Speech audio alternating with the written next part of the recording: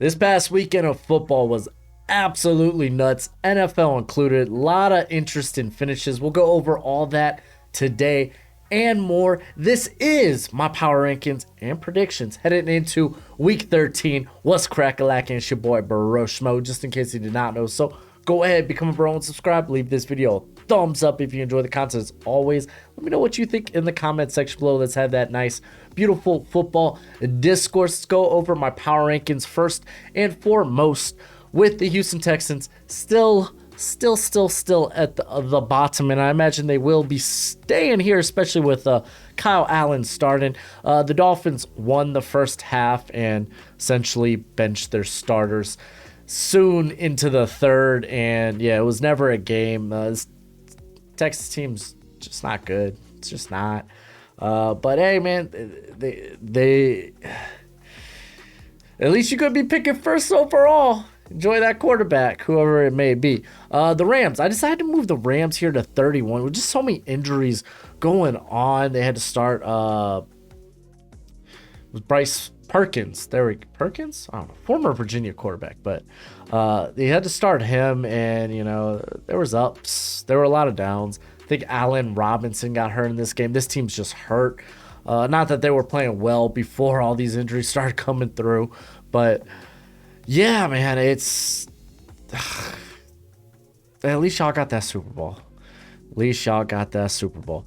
The Chicago Bears, they were without Justin Fields in this game, and they did it about as well as you would expect. I mean, especially when you consider their backup, Trevor Sikkema, was banged up. So, yeah, didn't expect them to go in and win or even challenge the Jets. But, yeah, man, I'm very excited. This team's got a lot of cap space in free agency next season, or I guess this offseason. And if they continue this, having a top 3 pick, oh man, this team might be a lot better in 2023. I can't wait. Denver Broncos. Oh man, get your danger witch out, because this offense sucks. Absolutely terrible. I think this offense is averaging a little over 14 points a game, not including like special team or defensive touchdowns and such. Like this offense is pretty darn bad. It's a shame the defense is very, very good, but yeah, man, like that whole let Russ cook. I think Russ is cooked. Like, it's just, this isn't the same player from Seattle. Like, and I mean, a lot of people could be like, "Oh no, we saw him starting to fall down." Like, we started to see his play slip last season. Keep in mind, he returned from broken thumb, I think, broken finger, something like that, on his throwing hand, way too early. So I kind of pegged a lot of that play last season on that. I was like, yeah, no, man, once Russ gets healthy, he'll be fine. Maybe that's not the case, but we know Russ in the past, legit, outside of last season, we know what he can do, what he can be. I don't know what it is with this offense. I don't know if maybe it's scheme, maybe it's play calling, maybe it is Russ, but hey, you're invested, so sucks. But man, this Broncos team just isn't good. Lost to the Panthers. The Sam Darnold led Panthers nonetheless, but yeah, Panthers out there saying, nah, screw it, we don't want a quarterback. Let's win games. Let's challenge teams. Saints. Why isn't Jameis starting? It can't be any worse than what we've seen with Andy Dalton. They just laid a goose egg against the San Francisco 49ers. This team, there's parts of it that's banged up, but overall, it's just super unimpressive. The Saints are just a bad football team this year. And I don't know what Jameis Winston, he's still hurt? I don't care if he's still banged up, man. Send him out there. What is he, nursing a rib, right? Something like that. Can't be any worse than what we've seen from Andy Dalton. And if Jameis ain't good to go, just throw Taysom Hill in there. Now, the Panthers, man. This Panther defense is really good. We have seen the offense when they've gone to like new quarterbacks kind of like flare up for a game, maybe even two, and then just come back to earth. We saw it with PJ Walker. We saw it when Baker relieved PJ Walker. And I forgot the game specifically. It was like a few weeks ago. And Sam Darnold, he comes in and he looks fairly solid. Don't play yourselves. Y'all still ain't a good football team. I ain't impressed that much. But I think, I'm not going to lie, I think they're better than the teams behind them right now. They've already beat the Saints this year. They beat the Broncos. They did beat the Saints, right? I'm pretty confident they beat the Saints. Let me pull up. I know they got 4 wins this season. And it was the Saints in week 2. Thought so. I mean, they beat the Bucks, beat the Falcons. Oh my gosh, they've beat their division. That's wild. I mean, to be fair, they did have a loss to the Falcons, but they are 3-1 in the division. Dang, I had no idea. But Colts. It's nice to see a little bit more like it's nice to see. It's not like the offense has been good for the Colts. It wasn't good against Steelers Monday night. I mean, they started hitting their stride. I mean, at some point, Matt Ryan was like, screw it. I'm just going to chuck it to Michael Pittman and Jelani Woods and hope for good things to happen. And they did. But the first part of that game, man, Colts came out the gate sluggish. Matt Ryan looked terrible. I mean, there's still a definite ceiling with this squad. They're not a good team this year. But it was at least nice to see a little bit of offensive life. Now let's talk about the Packers. And I'm going to firmly just make a statement here. Bench Aaron Rodgers and see what do you have in Jordan Love. I think best case scenario, you kind of save him from maybe his trade value being diminished because I think you're going to have to bite the bullet. I think you just move on from Aaron Rodgers. You see what you got in Jordan Love and then start making decisions. They're going to lose some free agents this season, like Adrian Amos. But maybe some of these guys are better to go. Robert Tonyan, maybe you just let these guys go. Because actually, especially a guy like Amos hasn't been playing that good. They've seen good play from a few interesting places. Who's the other safety that's come in and looked pretty good? Rudy. I want to say it's Rudy. Not Rudy from Notre Dame. I wonder how young y'all are. Any of y'all get that reference? I'm pretty sure he's up there in interceptions too. But he's been playing pretty good. But I mean, that defense hasn't been playing well. The Eagles put up 300 rushing yards. Rudy Ford.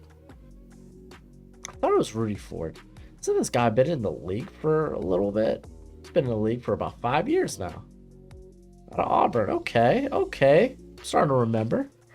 Is what it is. But if I'm the Packers, man, I'm just gonna move forward, see what do you have in Jordan Love. It's nice to see Christian Watson doing exceptionally well. You still got Aaron Jones there, who's been the best player on the offense. And the defense just looks soft, man. It really does. And to the Pittsburgh Steelers. Nice win. Kenny Pickett looked goodish. It wasn't all pretty, but honestly, the offense looked good. Sucks that Najee went down. We'll see how hurt he is exactly. But it was really nice to see the Steelers perform well. They are currently 4-7. Probably puts them out of the playoff race in the AFC. As I believe the Patriots are on the outside looking in, right? I believe the Patriots are on the outside looking in. Yeah, at 6-5. Right now, the 7th seed is 7-4. So you're 3 games out. So it's yeah, I mean, at least you're going to get a good look at some of your young players like Kenny Pickett, like George Pickens. So I think that's nice. Maybe you salvage the season and you manage to go above 500 for Mike Tomlin some way, somehow. Arizona Cardinals, man, this team's in disarray, dysfunction. I don't see Cliff Kingsbury surviving the season. I really don't. They played a tight game. They really did against Chargers. but ultimately couldn't come away with it. The defense is meh. Nah, it's bad. They don't have a lot of guys there at the corner position. It was good to see J.J. Watt actually do really, really well. Man, we know he's been banged up throughout his tenure there at Arizona, so it was nice to see. But this Cardinals offense, man, it should be better, so much better than it actually is. Like, it really should. The Cleveland Browns, man, props to freaking Jacoby Brissett. Like, he came in, he played exceptionally well as a starter for this Browns squad. They're 4-7, so likely they won't be making the playoffs. But you get Deshaun Watson back. Maybe he sparks this team.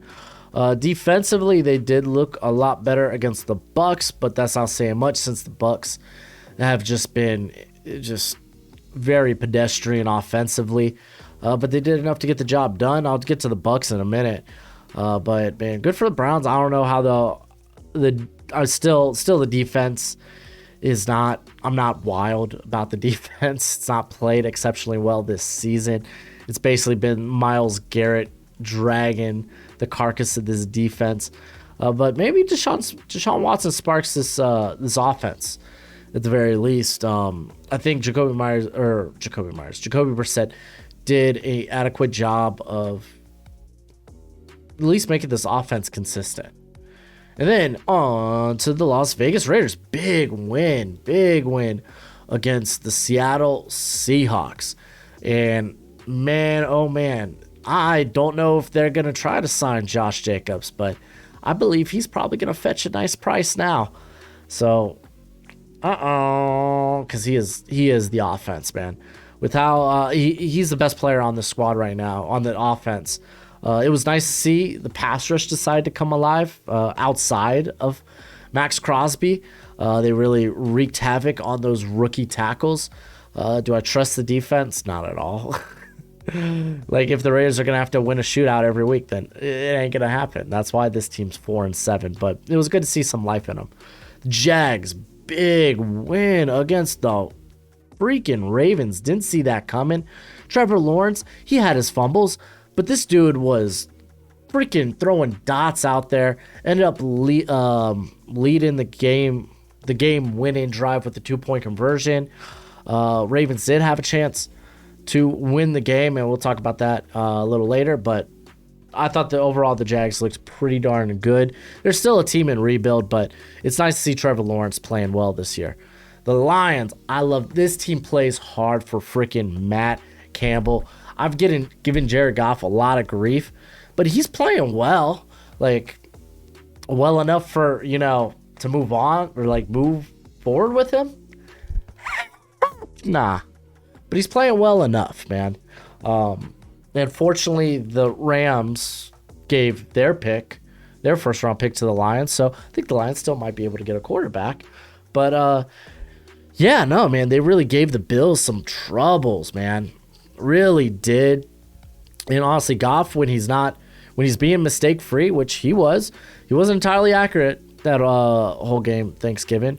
But when the run game started getting just crushed, he was able to generate some movement offensively for the squad through the air. Amon-Ra St. Brown, oof, mamma mia. Can't wait to see actually Jameson Williams take the field. That's going to be fun too. The Atlanta Falcons, tough loss to the Washington football team. It was a bit of a boring game. It is what it is. Listen, like, this is...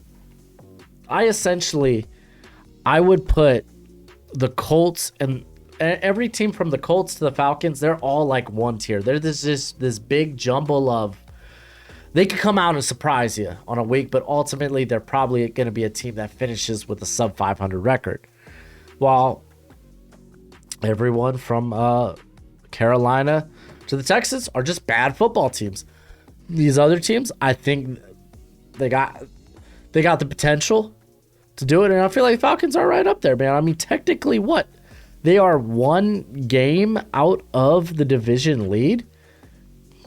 So, like, but I know the Bucs do have the tiebreaker. They're a game and a half out. But Bucks do own the tiebreaker, so that is worth to know. You got to throw that out there. Speaking of the Bucks, man, I don't know what this squad's doing. Not even necessarily play calling down the stretch, but how do you not know how to use your timeouts? They should have won this game. They should have beat the Browns. Like, offensively, like, this squad, like, there's always something. They couldn't get the run game going is what it is. They really relied a lot on the pass, and it's either, you know, Tom Brady's off a little bit or maybe dropped balls, because I think Mike Evans had a walk-in touchdown he dropped. I think that's a second of the year where he had legitimately a walk-in touchdown, just dropped the ball. So it's like this offense, it feels like there's zero margin for error at this point. It's good to see Chris Godwin come alive, but I don't know what it is, man. This team needs to get it together. Maybe it comes down to the coaching. Like Todd Bowles, he's a good defensive-minded coach. But like offensively, man, this team is just inspires. They have the horses, but they inspire no confidence. They really do. They really don't. It's good to hear Tristan Wirfs' x-rays came back negative. Now with the better half of the league, we've got the Washington freaking Commanders. Taylor Heineke, he doesn't care. He's playing life recklessly. He's throwing the ball recklessly, and it's working out. It's working out. This team wants to run the football effectively, and guess what? They're doing that. The defense is coming alive. I like this. I really like this Washington squad. When will crap hit the fan? Because what, this team's last 7 games, they've been 6-1. That's freaking wild. The New York Giants, they were beat up going into this game in that Thanksgiving Day game against the freaking Cowboys, and I don't know what more you could expect from this squad. Daniel Jones had a couple of nice passes. He had that nice Darius Slayton catch. But the offensive line, I mean, what, they had 3 different starters or 3 new starters in there because of injury. Andrew Thomas, I think did as good as anyone could against Micah Parsons, but was probably Thomas's worst outing of the year. But it's Micah Parsons; he's gonna do that to guys. But like overall, I thought he had like a particularly solid game against Parsons. But yeah, man, offensively, this team just couldn't get going. Defensively, they just had no answers. Like Darnay Holmes, I think, was only on the field for like 28, 29 snaps.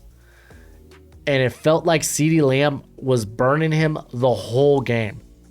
Like, it felt like every time I saw a CeeDee Lamb catch, it was Darnay Holmes just getting toasted. Like, but apparently he was only on the field for like maybe a little more, a little less than half their snaps. And I felt like I just kept seeing Darnay Holmes get toasted every play. Thought I was going insane. But yeah, man, Giants, y'all are mid, man. Like, y'all are overachieving, and just think that's the truth. I really do. I really do. The New York Jets, Mike White, he's taking this offense by the balls and be like, I will lead you. Forget that Cougar Hunter. Get him out of here. And you know what, man? You can't move back to Zach Wilson. Like, Mike White, at least he like sparks the offense. Like, dude, this offense was even good with Joe Flacco. Like, Zach Wilson, man, something needs to develop. I don't know, man. Zach Wilson just has had a really bad year. But it was good to see the offense moving. They're going to have tougher matchups. I know Chicago, this is a team that's one of the worst in the league. And they're a team that's in the midst of a rebuild. But they really needed an outing like this just to get that confidence back, especially offensively. My boy, Zonovan, bam, freaking Knight. Good to see him picked up off the practice squad. I actually liked him. I think I had a 5th or a 6th round grade on him. And I was surprised he ended up being a UDFA, but it was good to see him do some work. They do have Michael Carter might be out. Did get banged up in the game. Might be out next week, so maybe we get to see more Bam Knight. Patriots, they had it was a hell of a game against Minnesota. And it was nice to see the offense show a little bit of teeth. Unfortunately, defense couldn't match that energy, and Justin Jefferson just toasted this squad consistently. Hunter Henry should have had a touchdown. I think that was obvious for everybody. But I guess is what it is. I still feel like this is a good squad, and they happen to be facing a very good team, and they ended up losing. It is what it is, man.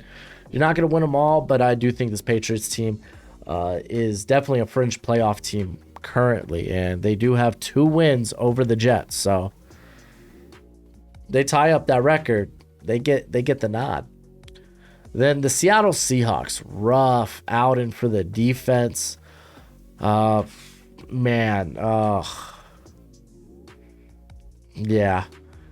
Like, freaking Josh Jacobs had a field day.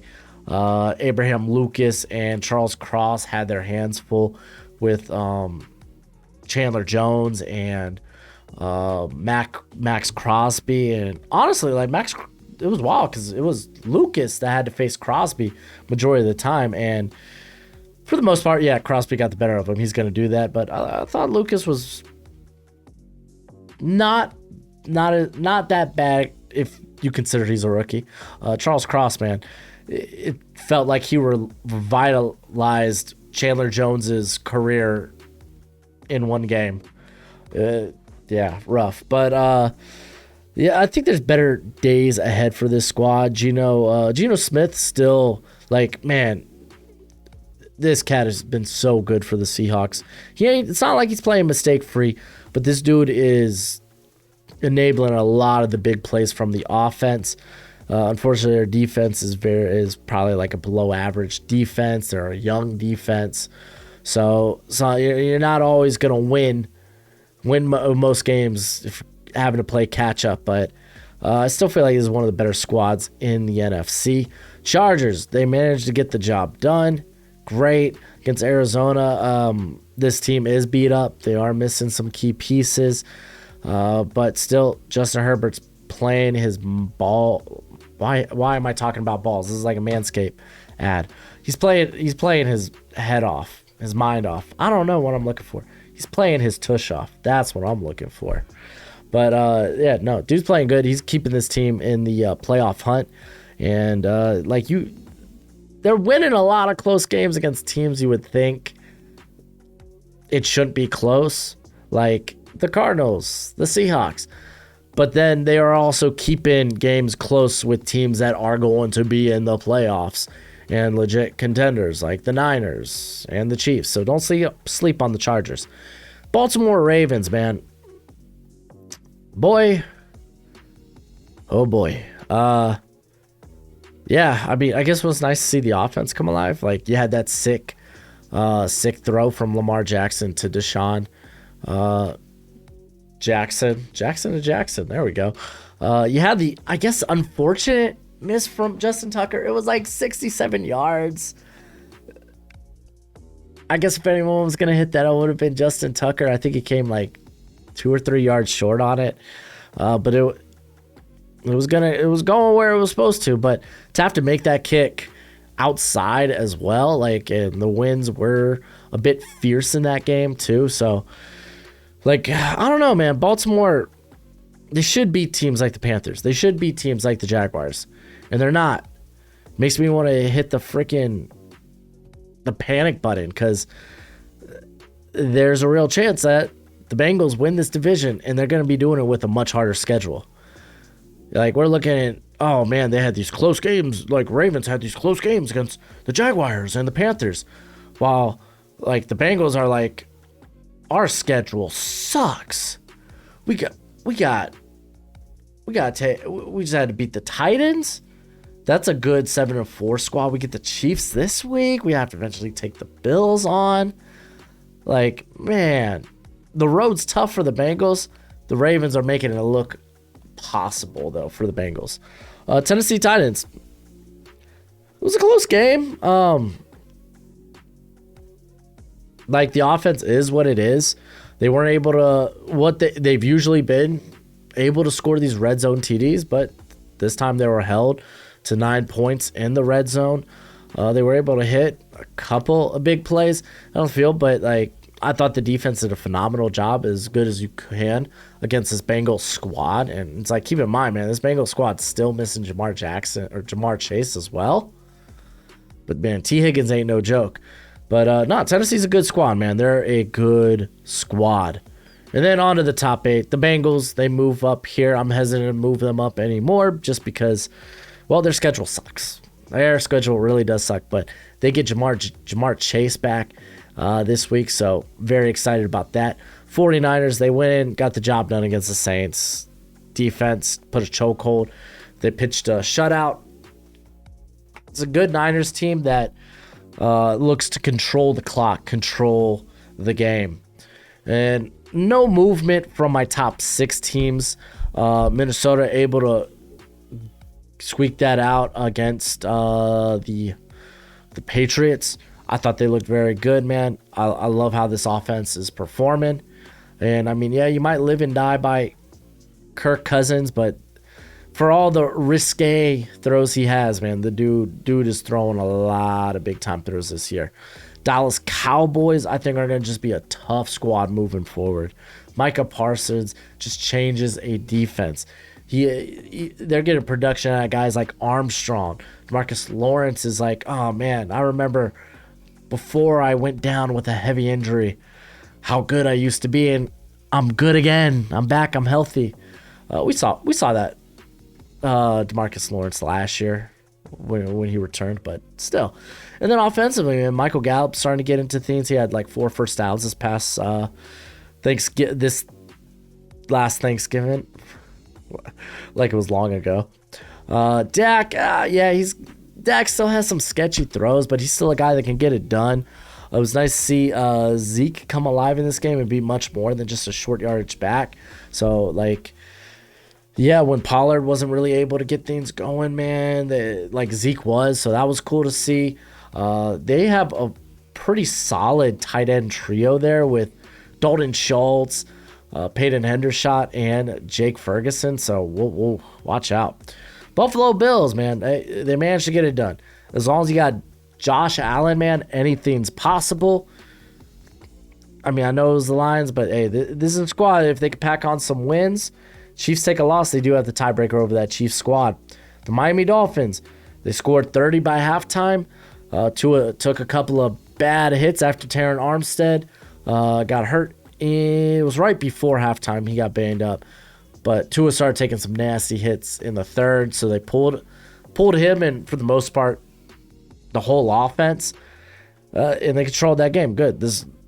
They're a dominant team, man. I'm freaking loving it. Fins up. This is the most excited I've been to be a Dolphins fan in quite some time, and I'm loving to see it. I'm loving seeing it.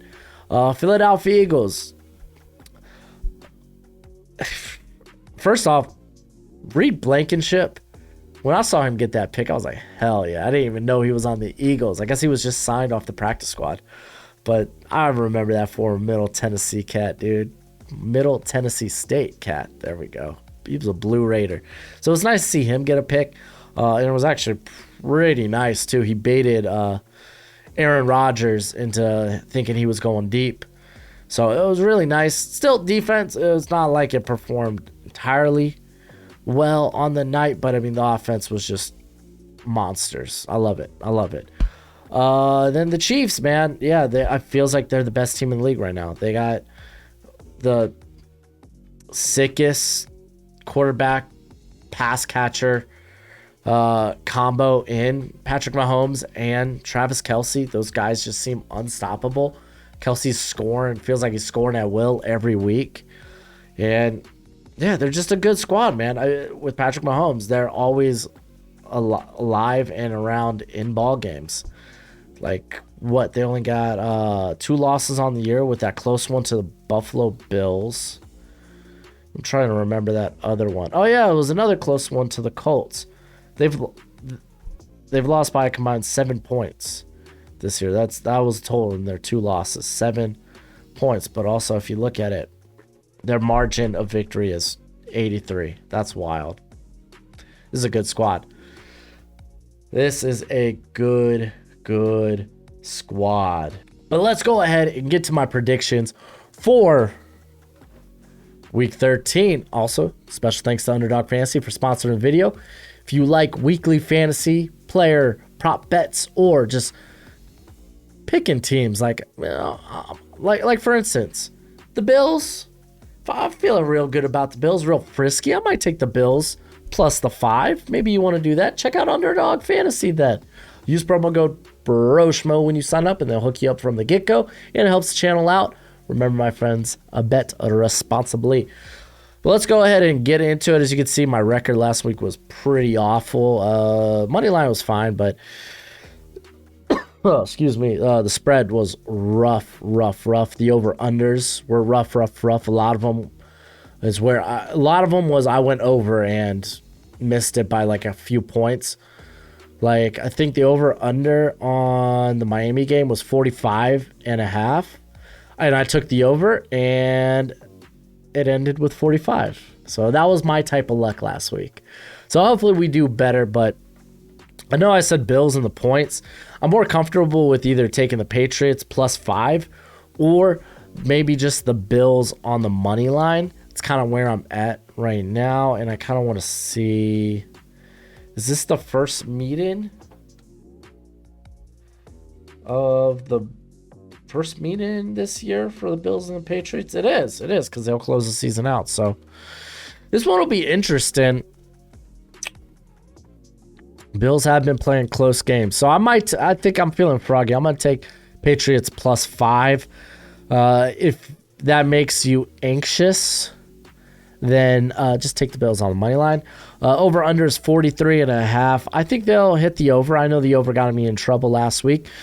But it was nice to see the Patriots offense come alive. We did see with the Detroit game that,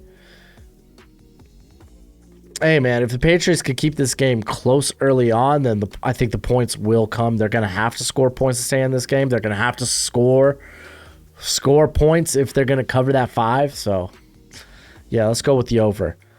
Pittsburgh Steelers versus the Atlanta Falcons. I got the over here, as currently the Falcons are 1.5 point favorites. Over under is 41.5. Oh boy.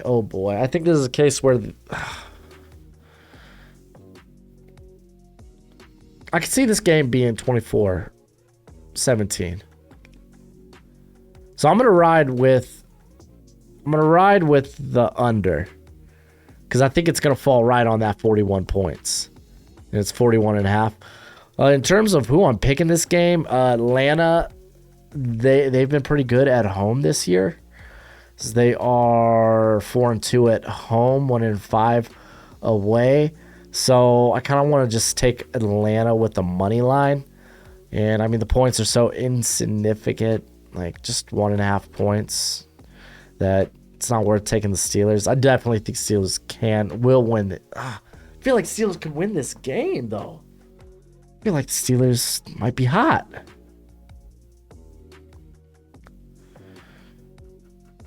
Nah, let's stick with Atlanta. Atlanta money line. Right, Packers versus the Bears. The Packers are 3-point favorites. My question is, Justin Fields, is he playing this game? My next question is, who's the quarterback for the Packers, Aaron Rodgers or Jordan Love? Regardless, I think Aaron Rodgers is, if you didn't know, he's actually the Chicago Bears' daddy. So I think that'll continue to be the case. I don't feel good about the points here. So I'll take the Packers just on the money line and give 42.5. I think they'll clear that. Oh, man, I got in so much trouble taking so many overs last week. Maybe I didn't learn my lesson. Jaguars take on the Lions. Over-under is 51.5. Very tempted to go with the over on that one as well, and I think I will. Detroit is the 1-point favorite.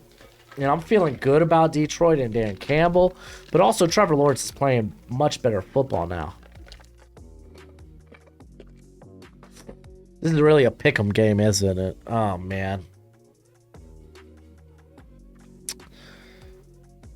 You know what? I don't know. Let's ride with Detroit. Just take Detroit on the money line. New York Jets versus the Minnesota Vikings. Vikings 3-point favorites. I do think they win this game. I'm going to go ahead and just say take them on the money line because Mike White, man, watch out. Dude's white hot. And then over-under is 45.5. That sounds about right. I think the Jets keep this game close, which means it might be a bit lower scoring. I could see 20-17. I could see 24-17. Let's go with the under, man. Not feeling great about it, but let's go with the under. Commanders versus the Giants. The Giants have to take on this white-hot Commanders squad, who is 4-2 on the road. The Giants are a bit reeling and they're a bit hurt. I think I might side with the Giants in this one, though. I think I am going to go with the... No, I'm going to go with the Commanders. Yeah, I'm going to go with the Commanders. I'm not going to take points. Just go with them on the money line. Over-under is 40.5. That sounds right. I would go under. Oh, excuse me. Oh, voice. Too much talking. I'm wearing down. Any buys this week? Cardinals and Panthers are on buys. All right, so we have Tennessee Titans versus the Eagles. This actually sounds fun to watch. I'm actually a little excited about this game. I don't know. I don't think the Eagles will be able to move the ball as much as they want. Going with the under in Titans games has kind of been really good this year. It really has.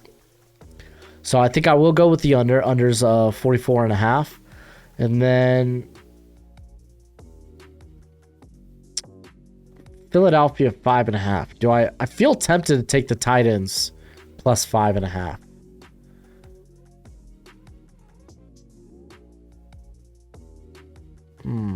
I feel tempted, so I will.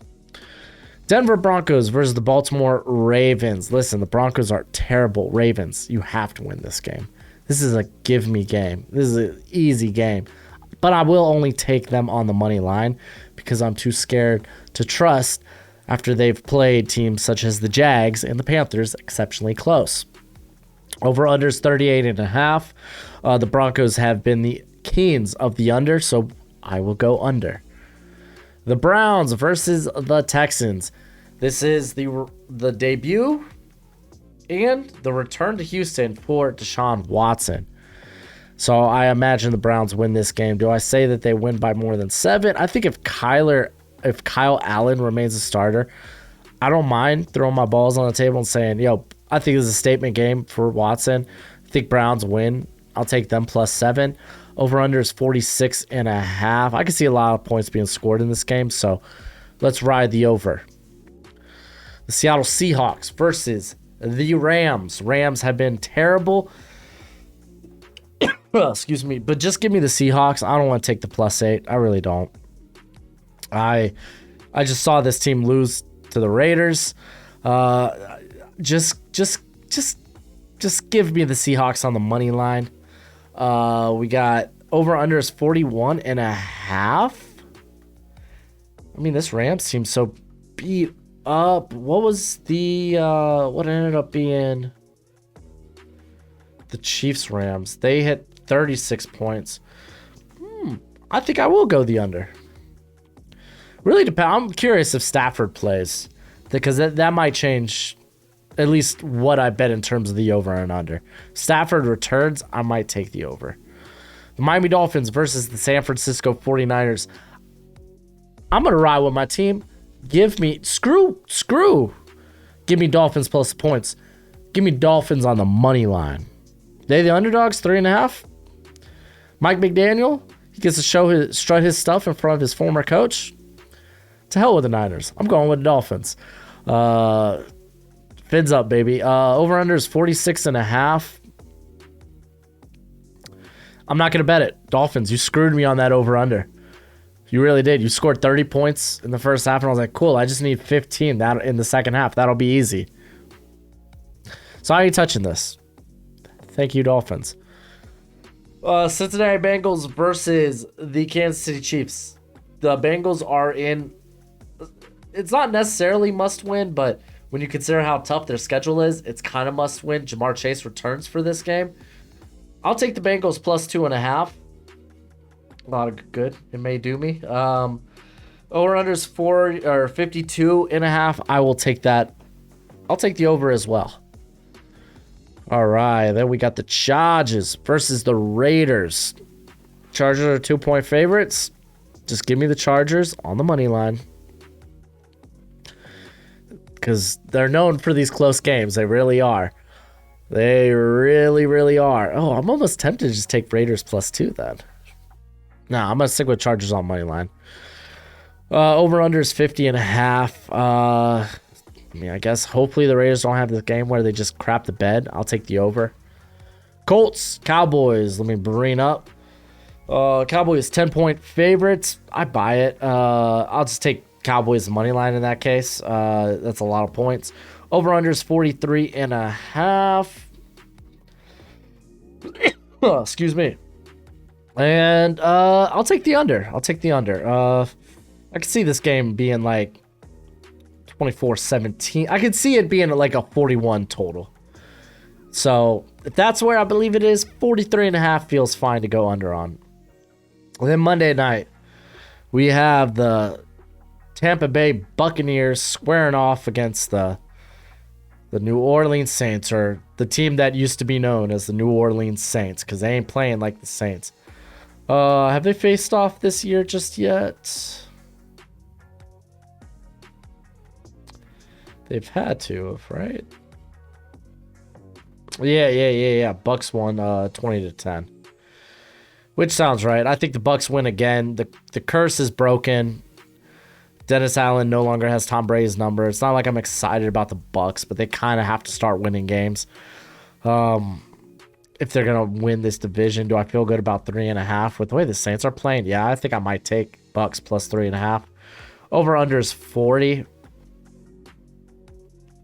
You would think that'd be an easy over under to clear, but with how these offenses are playing, give me the under. But that's it for the video. Go ahead, do the YouTube thing, and as always, until next time, you be easy, my friends. Later.